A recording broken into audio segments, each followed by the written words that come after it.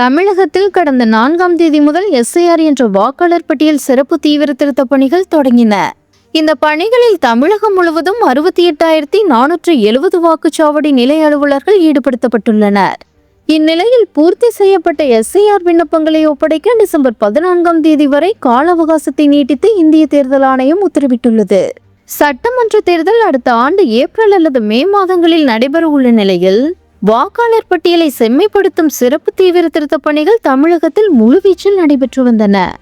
அப்போது பல தரப்பினரின் கடுமையான எதிர்ப்புகள் எழுந்தபோதும் திருத்த பணிகள் சிறப்பாக செயல்படுத்தப்பட்டு தேர்தல் நிறைவுற்றது. இதன் தொடர்ச்சியாகவே நாடு முழுவதும் இந்த வாக்காளர் சிறப்பு தீவிர திருத்த பணிகள் மேற்கொள்ளப்படும் என்று தேர்தல் ஆணையம் அறிவித்தது.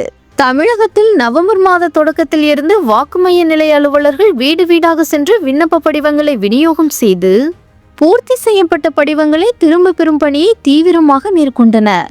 இந்த விண்ணப்பங்களை பூர்த்தி செய்து திரும்ப ஒப்படைக்க முதலில் டிசம்பர் 4 வரை மட்டுமே கால அவகாசம் வழங்கப்பட்டிருந்தது. ஆனால் இவ்வளவு குறுகிய காலத்திற்குள் இவ்வளவு பெரிய பணியை செய்து முடிப்பது என்பது களத்தில் பெரும் சவால்களை ஏற்படுத்தும் என்று தமிழக அரசு மற்றும் கேரள அரசு தரப்பில் எதிர்ப்பு தெரிவிக்கப்பட்டது.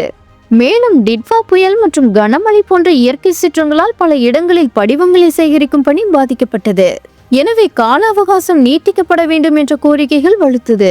இந்த சூழல்களை கருத்தில் கொண்ட தேர்தல் ஆணையம் இறுதி கால அவகாசம் டிசம்பர் 4ஆம் தேதியுடன் முடிவடைய இருந்த நிலையில் அதை ஒரு வார காலத்திற்கு நீட்டித்து அறிவிப்பு வெளியிட்டுள்ளது. இந்நிலையில் பூர்த்தி செய்யப்பட்ட எஸ்ஐஆர் விண்ணப்பங்களை ஒப்படைக்க டிசம்பர் 14ஆம் தேதி வரை கால அவகாசத்தை நீட்டித்து இந்திய தேர்தல் ஆணையம் உத்தரவிட்டுள்ளது. தமிழ்நாட்டில் எஸ்ஐஆர் படிவம் சமர்ப்பிக்க இன்றுடன் அவகாசம் முடியும் நிலையில் அவகாசம் நீட்டிக்கப்பட்டது. மத்திய பிரதேசம், உத்தரப்பிரதேசம், சத்தீஸ்கர், அந்தமான் நிக்கோபாரில் அவகாசம் நீட்டிக்கப்பட்டுள்ளது. வரைவு வாக்காளர்கள் பட்டியலை வெளியிடுவதற்கான அவகாசமும் 3 நாட்கள் நீட்டிக்கப்பட்டது குறிப்பிடத்தக்கது.